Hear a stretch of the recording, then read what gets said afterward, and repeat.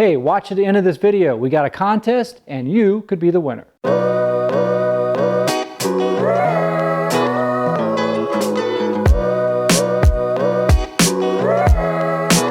Nine to 10 million tons of furniture are treated as trash in the US every year. You want to see what furniture should look like? You're in the right place. This series is for the creative viewer looking for inspiration. Great find. It was gonna be in the landfill. Oh, I know. And now it's gonna be in your house. Horrible, man. Yeah. We're gonna throw it in the trash. We are transforming rejected furniture into one-of-a-kind pieces. So watch this father and son team come up with ideas you've probably never even thought about.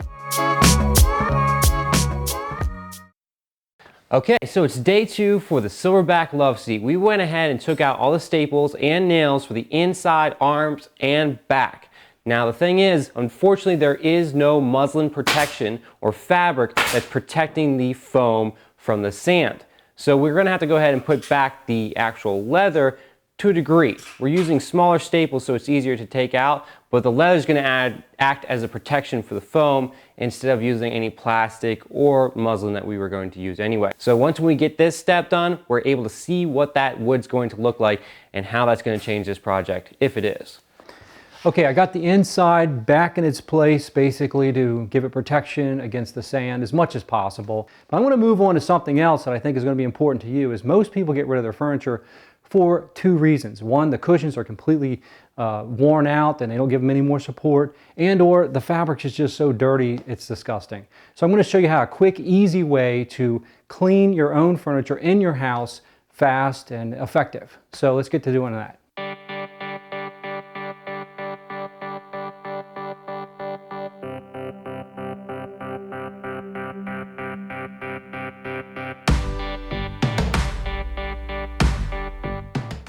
Okay, this side is coming out really well because it was heavily soiled. It took a lot of times. I was getting nervous because it wasn't coming out as fast as I was expecting, so I upped it a little bit. What I mean by that is I put a little bit of rubbing alcohol, it was 91%, into the solution of this here, which is half a cup of white vinegar and a full cup of hot water. So in short, I had half a cup of white vinegar, full cup of hot water, and just a little bit of 91% rubbing alcohol in there. And you pre-soak it just by spraying it like this here. I got to still clean this one, so I'll spray here. And it's on the mist, fine mist. The trick is don't over soak it. And when you're using these suds here, you simply use your shoe brush. It's brand new, never been used before. I bought this only for this project. And simply get the suds up as much as you can like that and only use the foam. See, there's no water in there, just very little bit of water content. And that's the trick, is just simply rub that on there like this after it soaks with this for about maybe 10 minutes and then vacuum it out immediately. So that can stay there just for a couple of minutes, it's no problem. But usually do it right after you put on the suds and just keep on doing that. And it will come clean if it's just normal soil. It will not remove a stain. A stain is permanent, soil is topical, and you can get that out. And that's all that arm was. It was just heavily soiled. So I also want to bring your attention to this fabric here is pilling. Get what's called a fabric shaver. You can find these all over the internet or maybe even like local stores or something like that. It's battery operated. These little teeny pills right here, that's what that is. It'll shave it right off. And that's what I'm going to do, is remove these pills before I clean the inside arm here. Okay? So I'm going to simply run all these over. These batteries are dead or just about dead.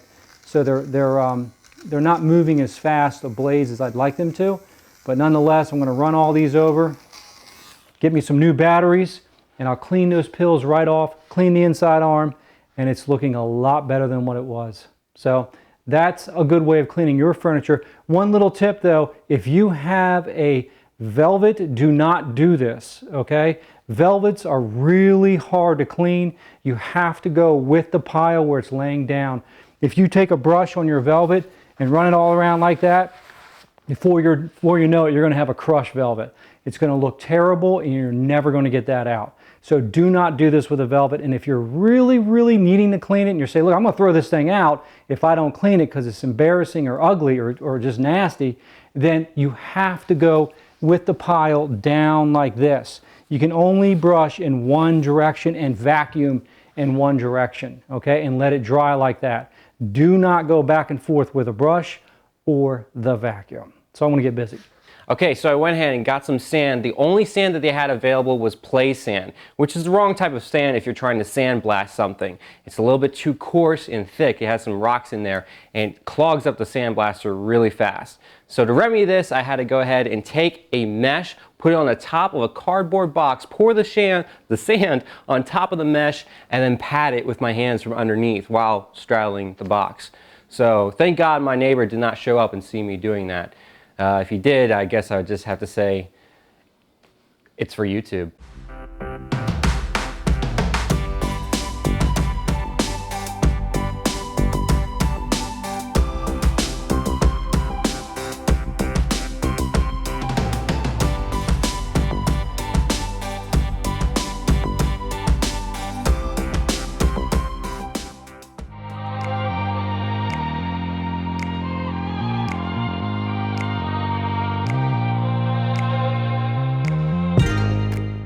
Okay, I'm pretty much done with the whole sofa. I've done the outside back, the outside arm, the inside here. I put tape on here for you to see the difference in the cleaned area and the uncleaned area. So I haven't opened this up, so I don't know exactly what it's going to be like, but I know this was heavily soiled here. I have not cleaned this that much and definitely not underneath the tape. So I'm going to pull that off and let's see the difference between here and there.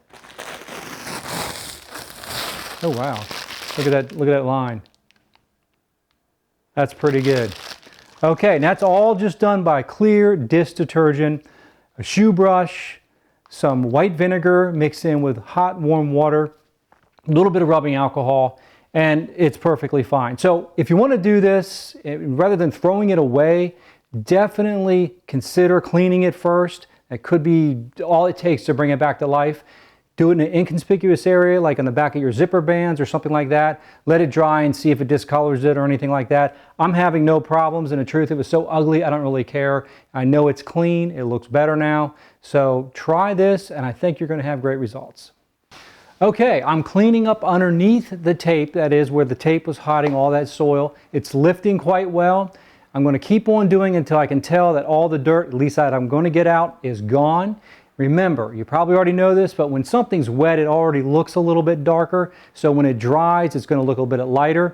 Now where the hand sits, it was really heavily soiled, like I said, but I cleaned it and that's dry. So now I know that I have to get as much as I can out of that soil, dry it, and it should fade in, you know, just fine with the dry spot where the hand is. So look, we got started late today. We're heading out of here. It's getting dark, or it actually already is dark. Grant's going to check out a car. He's going to buy it in the dark, but he knows what he's doing. So we'll see you tomorrow. All right, so like Dad said, I had to get going. I did get a majority of the actual sofa done, or the actual love seat done. The front of it is completely done. I only have the outside back to do, and parts of the legs, like the back legs and the back of the front legs. So once when I get that stuff done, you're going to see what it looks like. We're going to hold off so you can see the big reveal later on. But like I said, I got to get going. It's getting late, and you can't see in the dark. So we'll show you tomorrow. All right, guys, before we show you how the wood turned out, I personally think the wood turned out great, but you guys will be the judge of that. I want to tell you about our website, ucprivatecourses.com. This is where you can order custom cut inserts for your sofa, chair, or love seat cushions. It's really simple, and all you need to do is your measurements. The reason why we offer this is because too many people throw out their furniture just because the seat cushions or back cushions go bad. And why wouldn't they? Because it's unusable at that point. But we can remedy that by offering you these seat cushions and back cushions for replacements. It's really simple. Like I said, it's just measurements. We cut it out for you, we wrap it, and we ship it out, and you just have to put it inside your actual covers. Not only that, but you ordering helps us to do this show, because obviously it takes resources and money and time.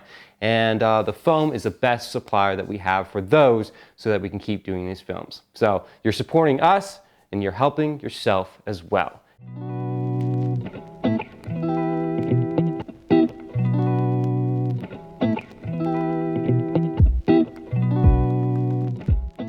All right, man, it was a good job on the sanding. Thank you. There we go. Oh my God, I love the way it looks. Yeah, it looks great. It looks really good. It turned out really well.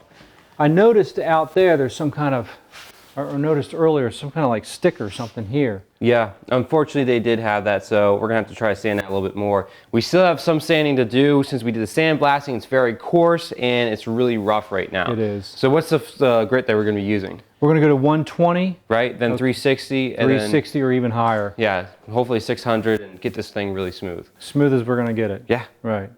Okay, cool. But now the next thing we gotta do are the holes. Okay, Yep. this is where we're pushing ourselves even. Well, I don't mess with wood that much either. I'm pushing myself with the wood too. Yeah. But the holes for sure. So I went out and I bought something called, what's this thing called? It's called a shelf pin jig. Okay, so they're spaced 1 inch apart. I think it's a pretty good spacing. Which is good for us. Yep, either the twine or ball chain. But the Which only I'm thing, actually liking the twine yeah, the twine's pretty nice. because of the color of the wood. Yeah, I think so. It's pretty natural, ties the two in. Since this is 1 inch apart, we need to get this as close as possible. So this thing is too big. We don't want to hold the jig up and then cause it to go at an angle. So when we're drilling in, it's going to be going up towards the top of the decorative wood. And we could hit the decorative wood. So we're going to have to go ahead and saw this down as close as possible to get it as close to the decorative wood without it angling toward it. You know, man, you got some good points. I'm feeling like if there's any way, which I don't think there is, I wish we could drill on the inside first. Yeah. Because like you said, we might be shooting straight on up. But I think if we keep it flush with the wood, we should be fine. So the wood should be 90. Well, I did warn them we could completely screw this up. Yep. All right, well, maybe we won't. All right, so you want to go from the outside, which is reasonable because it's flat, but I hope we hit this here. I hope so, you know, too. the inside lip area where the decorative nails was. Yeah. So let's go ahead and So how are you get going to to it. fix this then? So we're going to go ahead and take the miter saw or the chop saw and cut it down, first of all, this direction, then this direction, so it's right up against these holes. And then that way we can put it right up against the decorative wood. How many are you going to have? Just 2? Maybe 2, maybe 3. We'll find out. Longer might be better, shorter might be better. But we have plenty to work with. Yeah, 2 right here, because see if we can come up this angle. We got that. This is going to be interesting. Okay. Let's see what happens. Let's do it. Okay. Okay, so what I'm trying to do here is we have this jig. Yeah.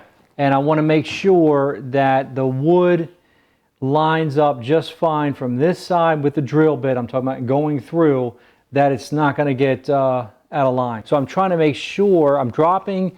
I got the holes here, the 2 holes. Mm-hmm. Let me actually get you a better angle. And I'm for that. dropping things, man. And I'm dropping it down about 1/8 of an inch. Okay, I'm working on that hole. Now I did drill through there earlier. Okay. And it seemed fine, but that's what we did. I just took a smaller drill bit and try to get right in the center of that. And now you can go on the other side and see where that hole's going to end up. See that bit right there? It's perfect.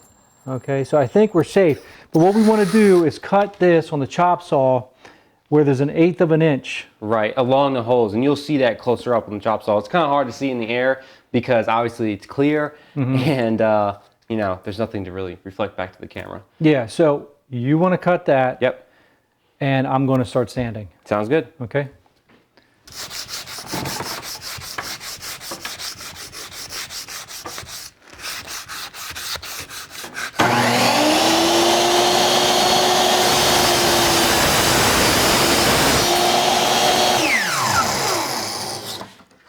Okay, so I have it cut. The only thing is, you see that right corner right there? You see on the camera, focus, there we go. That is a little bit too far. Obviously we're trying for like 1/8 inch here, here, and there. So I'm gonna sand this down so it's a little bit rounded so we can get closer to that hole instead. Keep it in camera frame. There we go, all right. Okay, Dad, got it ready? Okay, excellent. Looks good. All cut. Thank you, man. I got a lot of work to dusty. do. Yeah, I know, but I'll clean it all up. Cool. Okay, that looks good. All right, now the next step is we're gonna try to test out this jig to see if it actually works. Round out the edges, you can't see it from this far, but so it can get up nice and close to those corners, right? Yeah, is that 1/8 of an inch? That's 1/8 of an inch. Wow. I know. Do you want it a little bit closer? Maybe I wanted it closer then. Let me get in there and see. Yeah. Well, the further we go down, the more we're going to end up in the foam area. Here. I say let's get it a little bit closer. Yeah. One thing I'm noticing What? right away with this thing is the jig is a little bit too long. So when we're running into like the sides right here, see how it overlaps? So I kind of want the jig to be cut down. You can do it, but you need to put a clamp on that thing. Yeah. because that's too close for you to put in your fingers. Okay. Okay, do that. I like that. So you're just going to shorten it here. Exactly. Okay, shorten. Put a clamp on there again, as I said, and don't grind it down yet until we shorten it. Okay. Just one step at a time. Yep, got it. Okay. Thanks, man. All right, so as Dad said, we need to go ahead and shave this down a little bit closer. So right now we're dealing with an 1/8 inch. We want a 1/16 inch. So what I'm going to do is put it on the chop saw, get the blade as close as possible to that hole without cutting it, and then we'll have our measurement that we need. You can do the same around this area too, or I might use a grinder because it's just a short distance. This long distance, I don't want to risk it with a grinder because I could mess up the nice line that we have here. So I'm going to cut this thing down. After I cut this, I'm going to cut right here, the same distance, and then that way we have this little tab to hold on to, and that's about it. All right?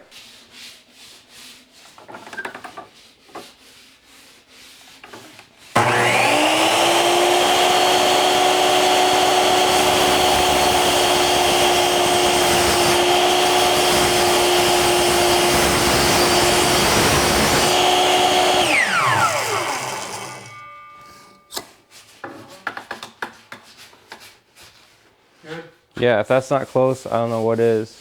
It's perfect, I think.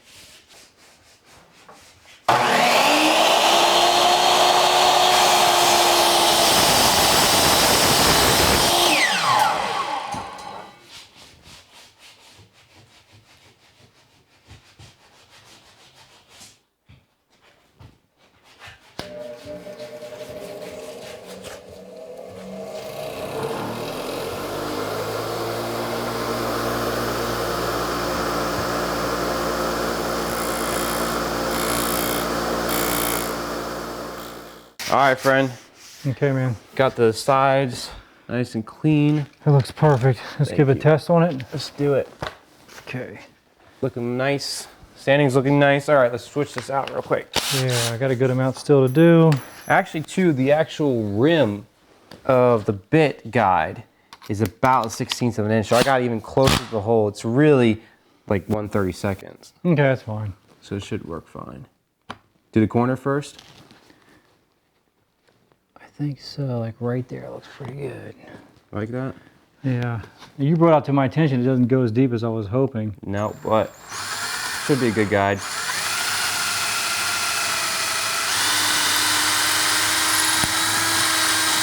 So that's as deep as it goes. Let's do the next one right there. Look at the center with my last one. Perfect. That is.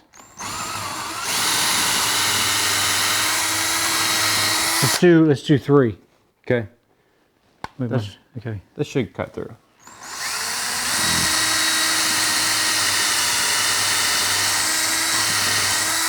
Okay, that's a 1/4 inch bit, right? 1/4 inch bit. So now, that's looking good, Grant. All right, let's I don't know where these are going to end up, man. I don't know. Let's see if I can get this picture. I want to take the bit out of here so it's the exact bit. Okay. Okay. I like it. You can do that? Yeah, see that little Allen wrench? Gotcha. So let's just use the exact same bit so there's no issue. And then go straight through and see what happens. Yep. Because again, we don't know if it's going to go a little bit lower, if it's going to go a little bit higher. From our test, it seems like we're good. In fact, as you do that, I'm going to grab your staple pullers, swing by you, and then get the staples out of the way where I believe the holes are going to be. Just so we can see Does it look low to you? No, it does kind of not. does to me. I mean, nah, I think it'll be okay. I don't know. Yeah. Let's see. Really, what we could do is we need to test with the twine, see how it turns out. Oh, because that's what you want, right? Yeah, exactly. That's what's going to happen. It does look a little low. But maybe not, maybe not. All right, that's out. I'm not too sure. There we go. So now that the hole is centered, okay, with the little jig, 'cause it's got a little lip on there. I know Exactly. people can't see it, but they got a little lip that sits down into the plastic jig. Let me get you a little picture of that. There's a little lip. Right, that little lip right here, okay, sits down perfectly in that plastic jig like this here. Okay, looks perfect there. So now the drill bit goes through, so I want to use the exact same drill bit. We're in deep enough that I shouldn't get too wonky on it. I'm gonna do the center one, okay? I'll keep my fingers out of the way. I'm not pushing too hard, or I'm just Perfect. guiding it right in there. How's it look? That looks great. I'm gonna do this one right here, okay? You ready? Yep.